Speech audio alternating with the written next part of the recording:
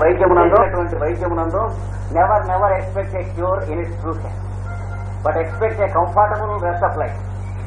అంటే ఈ దేశం అంటే గ్రేవ్కి దగ్గరగా వెళ్తున్న కొద్దీ సదుపాయంగా ఉండేటువంటి పద్ధతి ఒకటి తప్ప ఇంకేమీ లేదు. కానీ అసలు ట్రీట్మెంట్ ఎప్పుడు జరగాలి? పిల్లలుగా ఉన్నప్పటి నుంచి ఒకడు పడుకుంటే పక్కలో పుస్తకం పడుకున్నట్టు పడుకుంటాడు పిల్లవాడు, ఇంకోడు అలా గొడ్డు తన్నినట్టు దంతాడు పక్కన పడుకున్నవాడిని, తెల్లవారులు 4 కాళ్లతో దంతూ ఉంటాడు,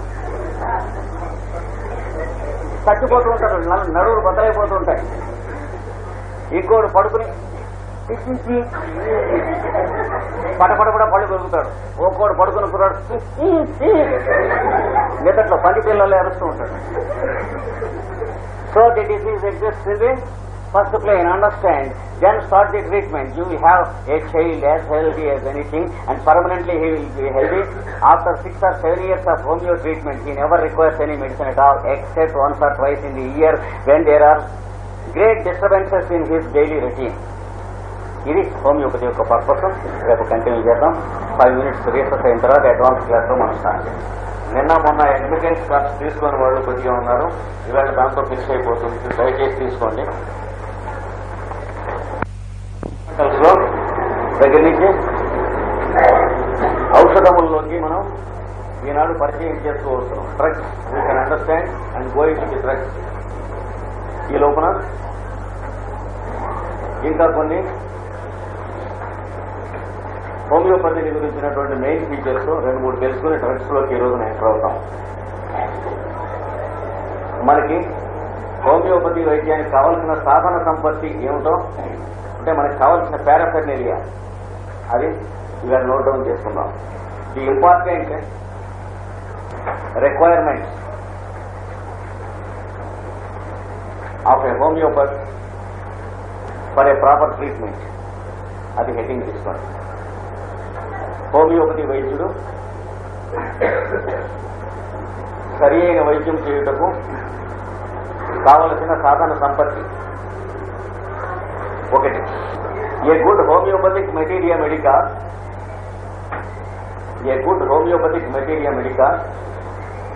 which is prepared by systematizing the symptoms produced by medicine upon healthy constitution. ఆరోగ్యవంతుల దేహమున ప్రయోగించడం వలన ఔషధములు ఉత్పాదన చేసిన వేదనలను సక్రమముగా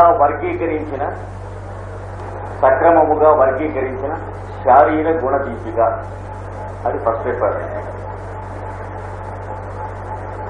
ఇంతగా ఎందుకు చెప్పుకోవాల్సి వచ్చిందంటే, మెటీరియా మెడికా అనేటువంటి మాటకి హోమియోపతిలో అర్థం వేరు, మిగిలిన అర్థం వేరు.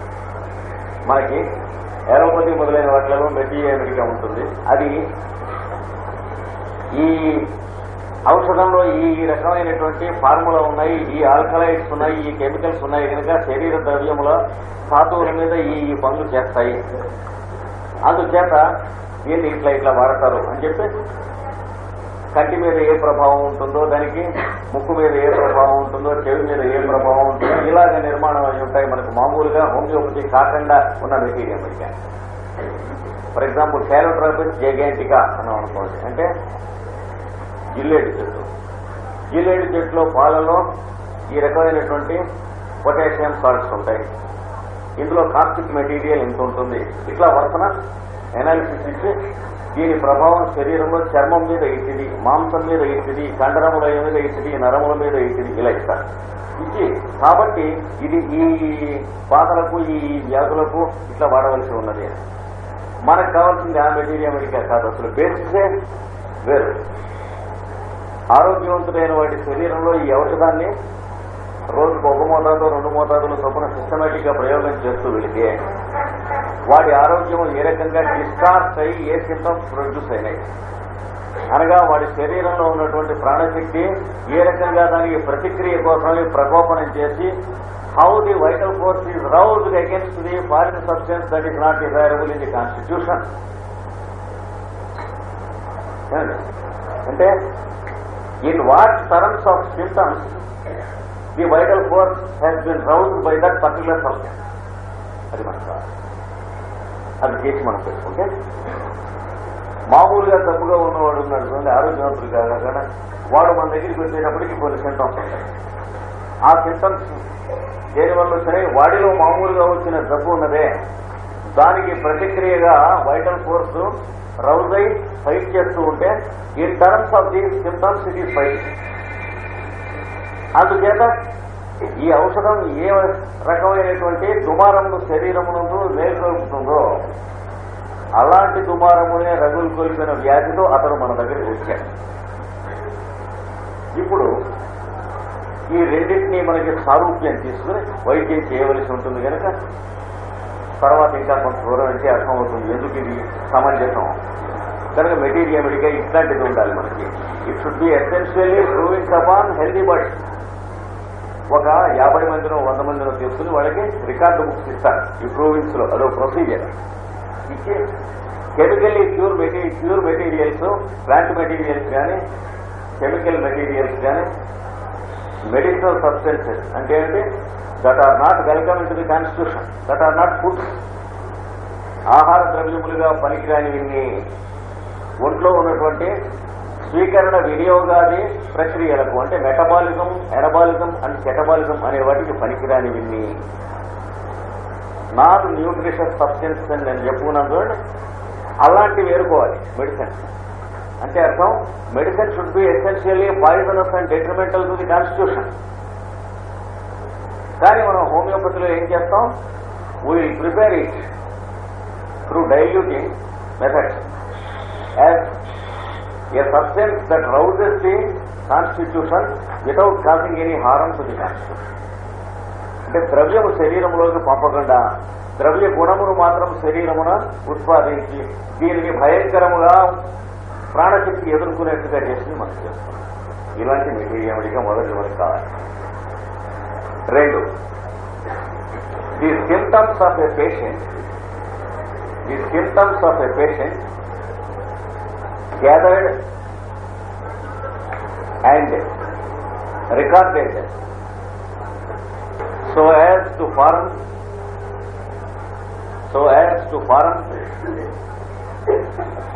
the case history of the patient. The case history of the patient. రోగి వేదనలను బాధలను వ్రాసుకొని సక్రమముగా కూర్పు చేసి అతని వ్యాధి కథగా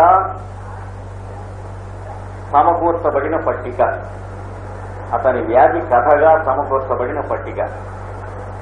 చూసారా, మన లైఫ్ లో ఇన్సిడెంట్స్ జరుగుతూ ఉంటాయి. No incident is our life, but the sequence of incidents forms what we call our span.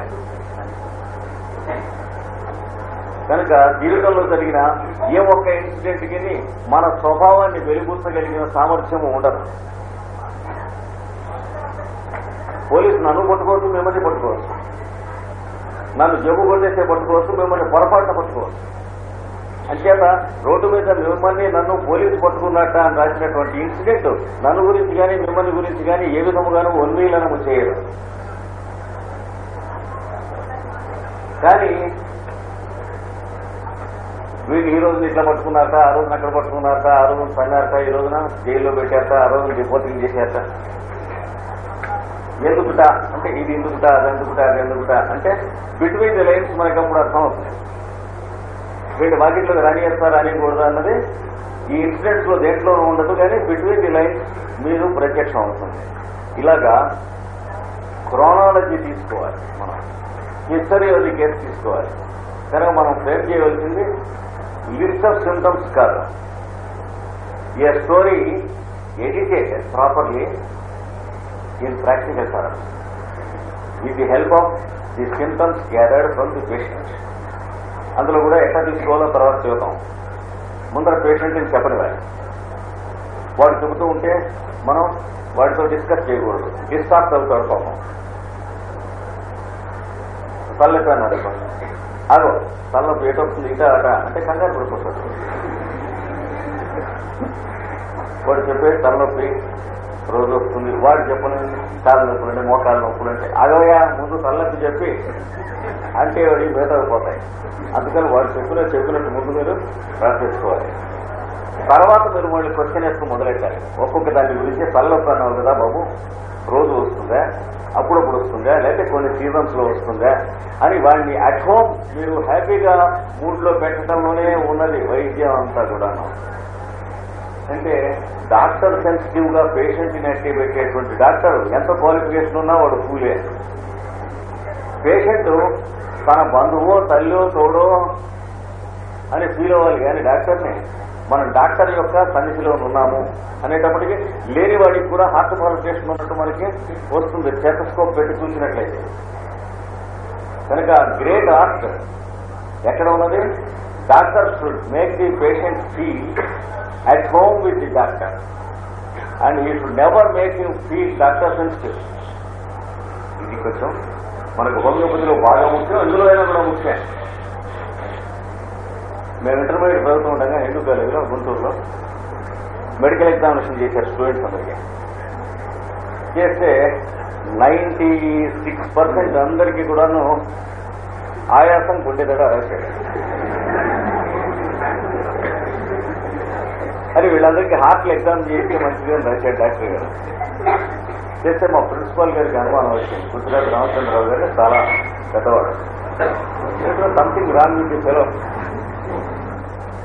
అని మళ్ళా ఇంకొక డాక్టర్ని పిలిచి ఆఫ్టర్ 2 months మళ్ళీ మెడికల్ ఎగ్జామ్స్ వీళ్ళందరికీ ఏమి లేవు, మామూలుగానే ఉన్నాం తిరుగుతూ. జరిగింది ఏమిటంటే డాక్టరు మెడికల్ ఎగ్జామినేషన్ మేడ మీద పెట్టాడు, స్టూడెంట్స్ కింద కూర్చోబెట్టి ఒక్కొక్కనే పైకి పంపిస్తాం. వీడు పైకి వెళితే 2 ఫ్యాక్టర్స్ సడన్ గా డాక్టర్ ఫ్రెండ్స్ లోకి వెళ్ళంగానే కంగారు పడేటువంటి వాళ్ళు 100కి 10 మంది అయినా ఉంటారు. లేదా కొత్త వాళ్ళ దగ్గరికి వెళ్తే అదొకటి. అది వెళ్ళేటప్పటికి కొంచెం రేట్ ఆఫ్ హార్ట్ బీట్ కొంచెం తేడా ఉంటుంది. ఇది ఫస్ట్ ఫ్యూ మినిట్స్. ప్లస్ ఈ మెట్లెక్కి వెళ్ళి వెళ్ళంగానే వాడు చూస్తున్నాడు. ఈ 2 ఫ్యాక్టర్స్ కలిసి 96% వీళ్ళందరికీ గుండెకాయలు బాగోలేదు. మనకి చాలా ఫాల్స్ రీడింగ్స్ వస్తాయి. జాగ్రత్తగా అంటే కామన్ సెన్స్ ను మించినటువంటి సేక్రెడ్ ల్యాంప్ ఆఫ్ విజ్డమ్ మరొకటి లేదు. అది పోకుండా చూసుకుంటే ఏ సబ్జెక్ట్ అయినా జాగ్రత్తగా మనకు వస్తుంది. ఇది 2వ రిక్వెస్ట్ మనకు కావాల్సినటువంటి సింటమ్స్. 3వది ఇప్పుడేమిటి మెటీరియా మెడికా ఉంది, కేస్ హిస్టరీ ఉంది. అంటే దాదాపు మనం చిన్నగా కేస్ హిస్టరీ రికార్డు చేస్తే ఏముంటుంది, మెటీరియా మెడికాలో ఏమున్నదో ఒక మనిషి పేరుతో ఇందులో కూడా అదే ఉంటుంది. తేడా అంతే కదా. మిస్టర్ సో ఇక్కడ హెడ్డింగ్ ఉంటుంది, కానీ ఉన్నది కంటెక్స్ట్ ఆ మెటీరియా మెడికాలో కొంత భాగం ఉంటుంది వీడి స్టోరీ. అయితే ఇక్కడ ఒక సంగతి గుర్తుపెట్టుకోండి, మళ్ళీ తర్వాత ఎక్స్ప్లెయిన్ చేస్తాను, కానీ ముందు చెప్తాను. టోటాలిటీ ఆఫ్ ది సిమ్టమ్స్ అని మనం వింటాం హోమియోపతిలో. అంటే ఆ మెటీరియా మెడికా, ఆ డ్రగ్ తాలూకు మెటీరియా మెడికా కింద రాయబడిన సిమ్టమ్స్ యొక్క మొత్తం సముదాయం, టోటల్ ఎన్నడూ కాదు. జాగ్రత్త గుర్తుంచుకోండి. ఎందుకంటే ఒక 100 మంది మీదో 200 మంది మీదో ప్రూవ్ చేసినటువంటి సిమ్టమ్స్ యొక్క సిస్టమటైజేషన్, కామన్ సింటమ్స్ అన్ని తీసి మిగిలిన కొట్టి పారేసి మనకి ఇచ్చింది మెటీరియా మెడికా. అందుకని ఆ డ్రగ్ పుట్టించడానికి కానీ నయం చేయడానికి కానీ వీలైనటువంటి సమస్తమైనటువంటి సింటమ్స్ అందులో టోటల్ ఉంటాయి. అన్నీ ఎవరికి ఉండవు, అది గుర్తుంచుకో. అందుకని టోటాలిటీ ఆఫ్ ది సింటమ్స్ అనే మాటకి ఆ మెటీరియా మెడికోలో చెప్పబడిన సింటమ్స్ యొక్క టోటల్ ఎవరిలోనా ఉందా అని వెతుకుతూ ఉంటే ఈ భూమండలం మీద ఉండదు, ఇంకే ప్లానెట్లో అయినా ఉంటే ఉండొచ్చు. కానీ ఎందుకంటే మెటీరియా మెడికాలో ఉన్న సింటమ్స్ లో 3వ వంతు సింటమ్స్ పూర్తిగా వచ్చి దాటుతూ ఉండే లోపలనే పేషెంట్ చనిపోతారు. అంటే కొందరికి కొన్నుంటాయి, కొందరికి కానీ టోటాలిటీ అంటే వేరు. టోటాలిటీ అంటే ఏంటంటే ఆ డ్రగ్గును మీకు తెలియజేయనట్టే వేదనల సముదాయము, a combination of symptoms which indicates you that particular drug and no other drug at all. చూసారా?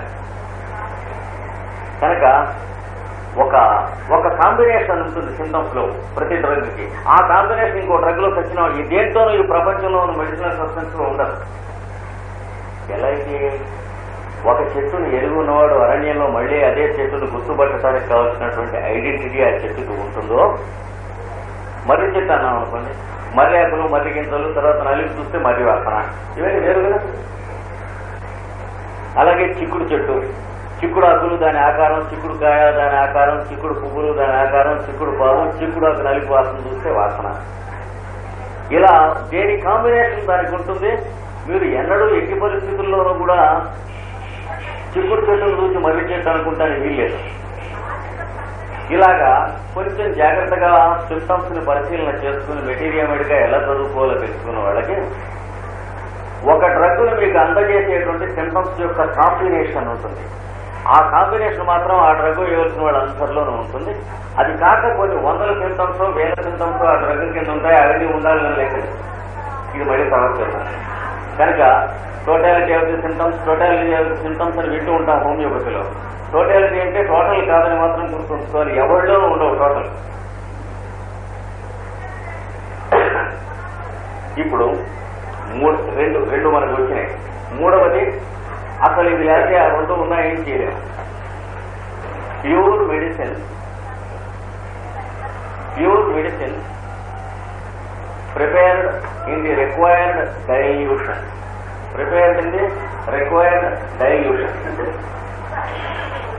కావలసిన ద్రవీకరణములలో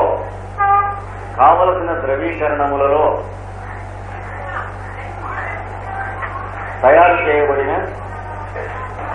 కల్తీ లేని మందులు ప్యూర్ మెడిసిన్. అంటే మీకు ఆ మందు చెప్పినట్టు మెటీరియల్ మెడికల్ సింటమ్స్ ప్రకారం పనిచేయాలంటే అందులో అడల్టరేషన్ ఉంటే ఏం లాభం లేదు. నేట్రమ్ యూరియాటికం మనం అనుకోండి, గబాన మనం అనుకుంటాం నేట్రమూర్ అంటే ఉప్పు అండి అంటాం. కామన్ సాల్ట్ అనేది అయితే కానీ మన వంట ఇంట్లో ఉన్న కామన్ సాల్ట్ లో కామన్ గా ఇంకా చాలా కలిసి ఉంటుంది.